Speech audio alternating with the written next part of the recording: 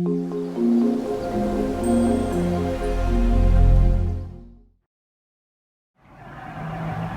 Everyone, आज का हमारा टॉपिक है दिनचर्या। दिन की चर्या। जैसे हमने आयुर्वेद का इंट्रोडक्शन किया है फर्स्ट लेक्चर में, और हेल्दी पर्सन का इंट्रोडक्शन किया है, हेल्दी पर्सन कौन है। तो हेल्थ की मेंटेनेंस के लिए, आयुष्य की कामना चाहने वाले के लिए, फिर आगे सूत्र स्थान में हमारे पास जो सीरीज ऑफ चैप्टर हैं, सूत्र का मतलब होता है फॉर्मुलेशंस। तो फॉर्मुलेशंस वो सब कोट करके रखी, जिससे कि हमें फर्स्ट चैप्टर में बताया गया है आयुष्य की कामना। तो आयुष्य की कामना की पूर्ति होगी अगर हम इन 30 चैप्टर्स को अच्छी तरह से इनके फॉर्मुलेशंस को समझ पाएंगे। उसी फॉर्मुलेशन का फर्स्ट फॉर्मुलेशन का नाम है दिनचर्या। तो अगर हमारा दिन की चर्या, एटीट्यूड, हैबिट्स और रूटीन नॉर्मल है, दिन के रेजिमेंट्स प्रॉपर हैं, सीजनल हम changes according to health adopt करते हैं, तो हमारे की जो ये हेल्थ है इसका लॉस नहीं होता। जैसे prevention is better than cure. तो प्रिवेंशन किस चीज़ की है? डिजीज की प्रिवेंशन है। तो prevention is always better than cure. तो उसी प्रिवेंशन में हमारे पास जो ये सीरीज है, हम प्रिवेंशन कैसे कर सकते हैं, तो ये सीरीज में फर्स्ट हमारा जो स्टेप है वो है दिनचर्या का। इस दिनचर्या में क्या क्या बात हुई है? तो दिनचर्या में सुबह उठने से लेकर के रात को क्या क्या करना है, ये सब रेजिमेंट से लेकर के पूरे दिन में किस किस टाइम क्या क्या करना है, वो सारा एक फ्लो चार्ट है। फिर इसमें हमारा नहाना भी आएगा, फिर इसमें हमारा खाना भी आएगा, दिन में सोना है कि नहीं सोना है वो वाला कंसेप्ट भी आएगा, अगर पानी पीना है तो कौन सा पानी पीना है, कितना पानी पीना है, ये भी कंसेप्ट आएगा। क्योंकि आयुर्वेद के नाम के ऊपर जितने कंसेप्ट्स आज तक वर्ल्ड में प्रचलित हैं, उतने और किसी भी टॉपिक के ऊपर प्रचलित नहीं है। और दिनचर्या कहाँ से हमने पढ़नी है? तो बृहद संहिताओं में से पहले समझनी है। चरक, सुश्रुत और वाग्भट, यही 3 बृहद संहिताएं हैं, इनको फॉलो करना इज मैंडेटरी।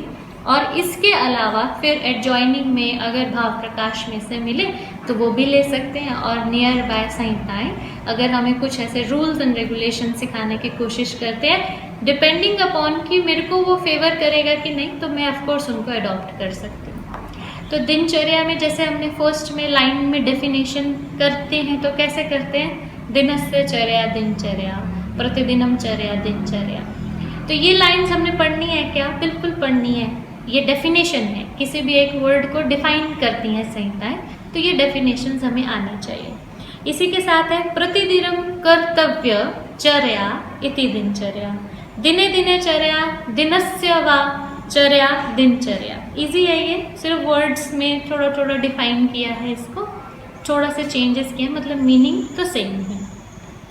दिने दिने चर्या, दिनस्य वा चर्या दिनचर्या। तो दिन प्रतिदिन की जो आचरण है, विहार है, वो हमारा जो रेजिमेन है, इस सब चर्या का नाम है दिनचर्या। इसमें सबसे पहला जो श्लोक आता है वो आता है ब्रह्म मुहूर्त का, फर्स्ट कंसेप्ट। और ऐसे ब्रह्म मुहूर्त में क्या करना है हमने? तो उठना है। ब्रह्म मुहूर्त इटसेल्फ इज वेरी वास्ट। कैसे? तो जब जागो तभी सवेरा के कंसेप्ट से कभी किसी का 9 बजे हो रहा है, कभी किसी का 8 बजे हो रहा है, मगर संहिता इसके लिए बहुत अच्छे से टाइम ड्यूरेशन फिक्स करके हमें बताती है।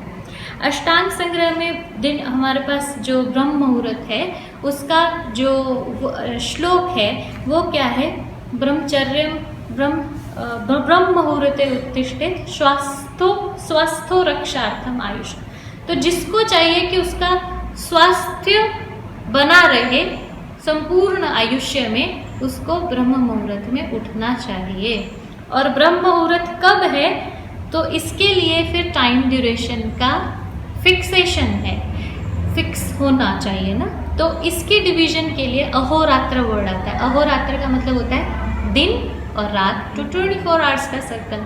और अगर हम इसके डिविजन्स करें 12 आवर्स में, तो एक आवर 12 आवर्स में दिन बन रहा है, दूसरे 12 आवर्स का रात बन रहा है। तो ऐसे टोटल 24 आवर्स में कितने मुहूर्त हैं?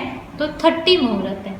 उसमें से एक दिन में आते हैं 15 मुहूर्त और रात को भी कितने आए? 15 मुहूर्त। अब इसी के लिए तो ये जो 15 मुहूर्त जिसमें से रात आई तो स्टार्ट होकर के एंड अप होगी, जैसे मॉर्निंग का डिवीजन हमने लिया 6 AM टू 6 PM का एक दिन, 6 PM टू 6 AM का एक दिन। अगर हम आइडियल मान के चल रहे हैं 6 AM से बिगिनिंग होगी दिन के मुहूर्तों की, तो इससे पहले हमने उठना है 6 AM से पहले। उसमें भी स्पेसिफिक आता है, सिंपल वाला श्लोक है, उसमें बोलता है रात्रिश्चतुर्दशो मुहूर्तो ब्रह्मो मुहूर्तो मुहूर्तः। कौन बोलता है? अरुण दत्त बोलते हैं।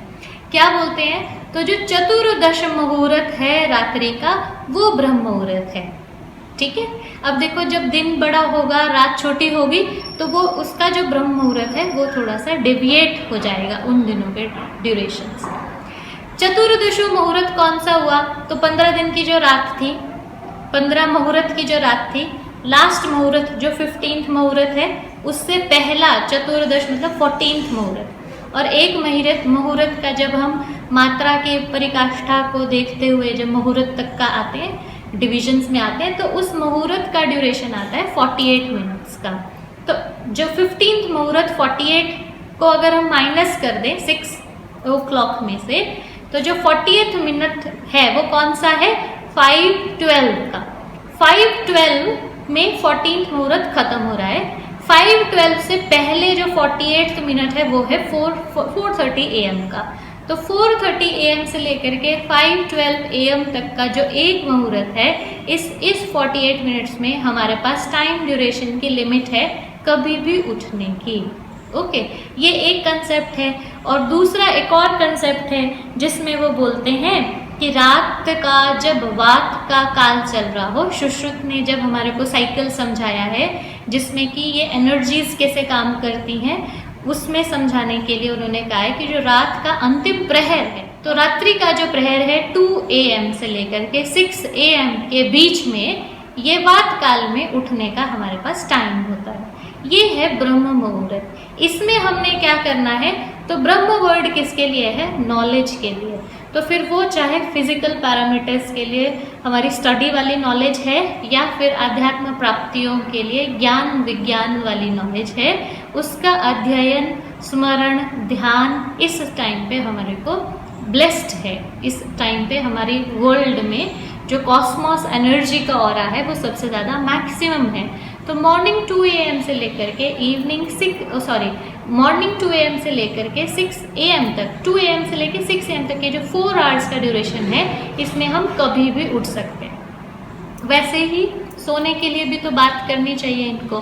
तो इन्होंने कहा है फिर जो रात्रि का प्रथम पहर है जो कि शुरू हो रहा है 6 PM से लेकर के 10 PM तक, तब हमने कभी भी सो जाना है। फिर आप चाहे 10 PM को सो करके मॉर्निंग 2 AM तक उठ जाओ। कितना टाइम है? 4 आवर्स। तो 4 hours is the minimum duration जो कि हमारे को स्लीपिंग के लिए बोली है। और इसके अलावा फ्लेक्सिबल है। प्रथम जो हमारा 4 आवर्स हैं starting of the night and last के जो 4 आवर्स हैं एंडिंग ऑफ द नाइट, इसमें हम अपना ड्यूरेशन सेट कर सकते हैं सोने के लिए।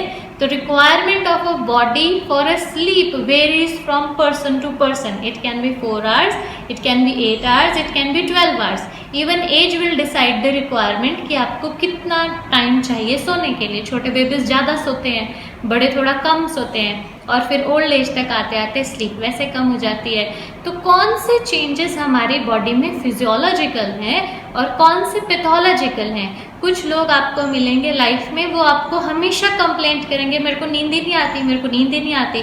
और जब हम उनका स्लीपिंग पैटर्न देखते हैं तो वो एटलीस्ट 4 आवर्स तो सो ही रहे होते हैं। और ऐसे यूजुअली जो हाइपर एक्टिव लोग होते हैं, वात प्रकृति वाले, उनकी टेंडेंसी में, उनकी लाइफ में अगर वो दिन में 4 आवर्स भी सो रहे हैं, ओल्ड एज में अगर कोई पर्सन 4 आवर्स भी सो रहा है अच्छे से, तो उसका ये जो कंप्लेंट करना है ना नींद नहीं आती, वो उसके पैरामीटर्स में थोड़ा सा नॉर्मल चल रहा है। अगर उसी पर्सन को हम कफज प्रकृति के साथ कंपेयर करेंगे तो फिर कफज प्रकृति वाला यूजुअली ज़्यादा सोएगा, और उसमें फिर वो उसको वात प्रकृति वाले को लगेगा कि ये तो इतना ज़्यादा सोता है तो मैं शायद पैथोलॉजिकल हूँ। सॉरी मेरे को शायद थेरेप्यूटिक कुछ ट्रीटमेंट की ज़रूरत है कि मेरे को नींद ज़्यादा आए, पर बात पर्सन डेलिकेट है, नींद का पैरामीटर उसका कम रहेगा, तो इसलिए 2 डिफरेंट पर्सन्स में हमने कंपैरिजन नहीं करना है। हेल्थ का पैरामीटर का जो नाप है ये हमारी खुद की हेल्थ के साथ कंपैरिजन होना चाहिए। If I am feeling better today than yesterday, then of course I am healthy for today. ये है हमारे पास ब्रह्म मुहूर्त में जागने का कंसेप्ट। ये एक कंसेप्ट जैसे हुआ, ऐसे दिनचर्या के बहुत सारे कंसेप्ट्स हैं, नस्य, धूमपान, मल त्याग, स्नान। ये फिर हम आगे फर्दर ऐसी सीरीज में करेंगे। Thank you for today.